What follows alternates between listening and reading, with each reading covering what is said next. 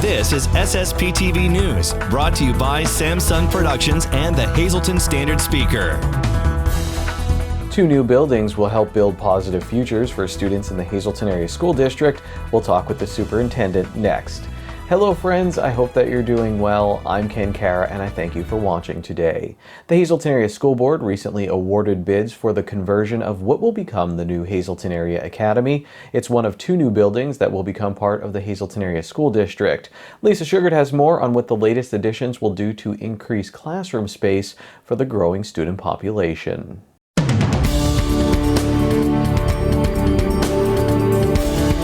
Enrollment continues to climb in the Hazleton Area School District, and that's why a building program is currently underway. I'm pleased to be joined by Dr. Brian Uplinger, who is the superintendent of schools for the Hazleton Area School District. Dr. Uplinger, what is the latest? I know the district has purchased 2 new buildings to try to make that there is a place for each and every student in the district. We did purchase the GANS building, and we also purchased web.com. What we're going to do with GANS, obviously we're going to change the name, and within that building, we will have our early intervention students, our pre-K students, technology department, and also our warehouse, along with our vital house that services our special needs students, our life skills students. They won't be there full time. The vital house students, they'll be there on occasion to go through some different routines and different programming that we have available for them. Our EI and pre-K students, on the other hand, will be there full time. That frees up some space within our early learning center here on the main campus. And that opens up 8 classrooms for us here at the early learning center. What we're going to put there, we're not 100% sure yet. Some things that we've been talking about, or maybe moving a boundary or 2 to fill those spaces with K-2 students. Maybe we could utilize that space for part of our special needs program that we're going to try to bring students back, our special education academy, bring those students back into the district. The discussion is still ongoing on what we're going to utilize that space for. Once the warehouse gets moved, we will have some vacant space in our career center. Again, the discussion is, what are we going to put there? We're not sure yet, so those discussions are ongoing. As far as web.com goes, that building is going to be called the Hazleton Area Arts and Humanities School, just like our Hazleton Area Academy of Sciences. It'll be next door to that building. We're taking all of our arts and humanities students out of the high school, utilizing that school that's next to STEM. And then again, that frees up some space in our high school to do whatever the discussions may take us to. There's a lot of that on the table there, and availability for us to utilize that space for a bunch of different things. One being, again, to maybe increase the number of students that are in that building right now, once we take the arts and humanities out. So there's a lot on the table right now. A lot back and forth on what we're going to do with the added space. Even with these 2 projects that will be getting underway, will you still have an overcrowding issue, or will this solve it? We'll still be overcrowded. There's going to be a time and a place that we're going to have to look at the possibility of building another school or 2 schools, or adding on to some of our existing schools.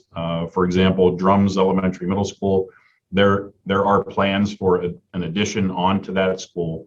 We just have to be careful about the core spaces, like our cafeterias and our restrooms and library and things like that are in that school. We just want to make sure that we don't put too many students in there. Cafeteria isn't going to work if there are too many students in the building. We do have space down at Valley Elementary Middle in the event that we need to add there.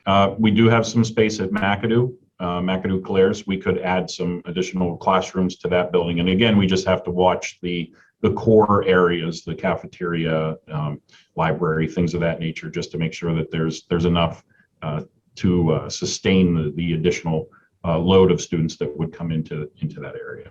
Our city schools, they're pretty much landlocked, so there's no room to add or grow in those areas. Freeland also is kind of landlocked where it is. So we're kind of limited on the expansion that we can do to any of those buildings. So, down the road, 5, 6, 7 years, we may have to look at a significant building project just due to the fact that all of the number of students that are coming to us at this point.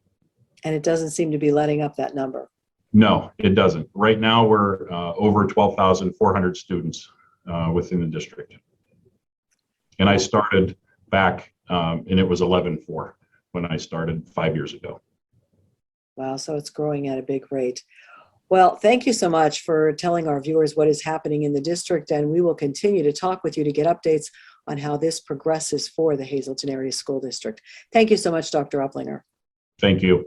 The SSPTV political team will dive into some hot topics on a special edition of Your Vote 2022 next week.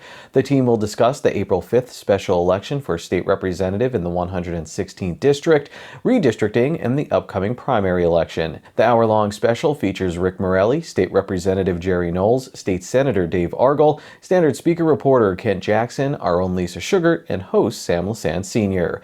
This Your Vote special debuts on Monday at noon on SSPTV with rebroadcasts at 3 p.m., 7 p.m., and 10:30 p.m. The show will run until Tuesday, April 5th, and you can see the broadcast times on your screen right now for this upcoming Tuesday. For more times, check your local listings. Time now for weather on SSPTV News. Here's our forecast from the National Weather Service on Friday. Mostly sunny with a high near 51 degrees. Friday night, mostly cloudy with a low around 37 degrees. Saturday, a chance of rain and snow showers before 9 a.m., then a chance of rain showers. We have a 50% chance of precipitation. It will be partly sunny with a high near 47 degrees. On Saturday night, mostly cloudy with a low around 31 degrees. Sunday will be breezy and partly sunny with a high near 37 degrees. Sunday night, partly cloudy with a low around 16 degrees. It will be blustery. Monday, mostly sunny with a high near 31 degrees. It will be blustery. And on Monday night, mostly clear with a low around 17 degrees. Coming up next, see what fun the Cunningham Valley Civic Organization has planned for their annual Easter egg hunt. And in sports, the Hazleton area wrestling family shares stories about a teammate and friend lost too soon. Volunteers are needed for the Great PA Cleanup being held on April 22nd and on April 24th. To volunteer, you can visit hazletonchamber.org. The Beaver Meadows Volunteer Fire Company will hold a bake sale every Friday during Lent. Pizzas can be purchased for $11 baked or $10 unbaked. Toppings are also available for additional prices. To order, you can call 570-459-2874. And that's today's Talk of the Town. SSPTV News would like to send sincere condolences to the family and friends of these recently departed.